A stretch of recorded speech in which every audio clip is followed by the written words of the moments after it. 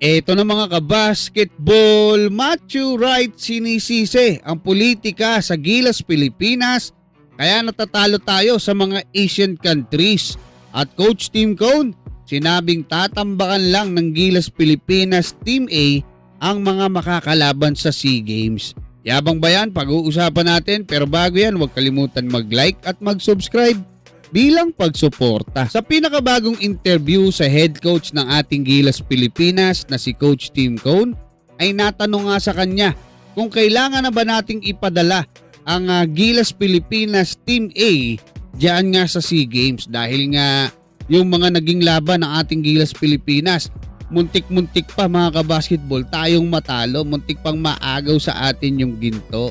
Pero ayon kay Coach Tim Cone, kung yung Team A ang ipapadala natin na hawak niya nga na composed ng matitindi, Kai Soto, Junmar Fajardo, QMB, AJ Edu, yan lang yung mga pangalan na binanggit niya Talagang massacre daw ang mangyayari diyan sa mga kalaban ng Gilas Pilipinas sa SEA Games.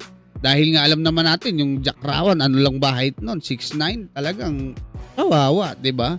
Kasi si Kai Soto 7'3". Wala silang ipantatapat mga kabasketball. Tapos meron pa tayong tatlong 6'10".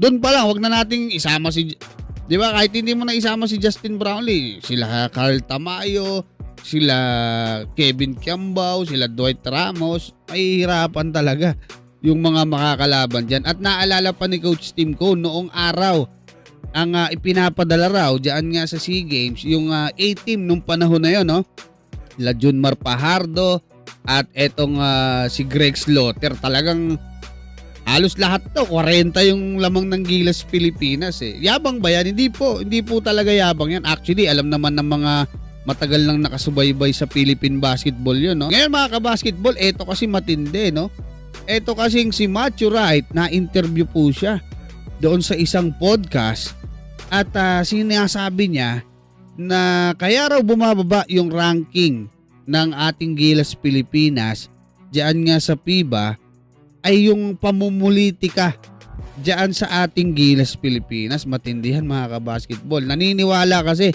etong si Matthew Wright na organically ang mga Pilipino yung pinakamalakas na basketball players dito sa Asia. Siguro in terms of skills, maaari akong mag-agree doon mga kabasketball.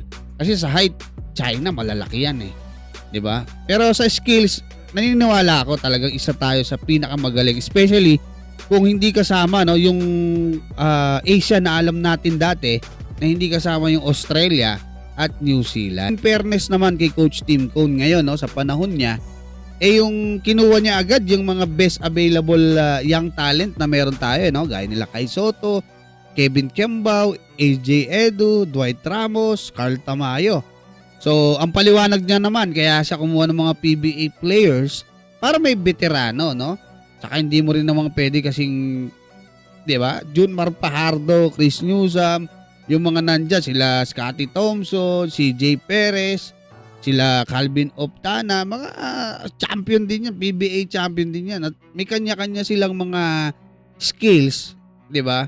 Para kumbaga masama diyan sa Gilas Pilipinas. Pero sa akin lang mga kabasketball, para mas mapatunayan ni Coach Tim Cone yung kanyang, kasi may napatunayan na sila, tinalo nila yung number 6 sa FIBA World Ranking na Latvia, doon pa sa home court ng Latvia.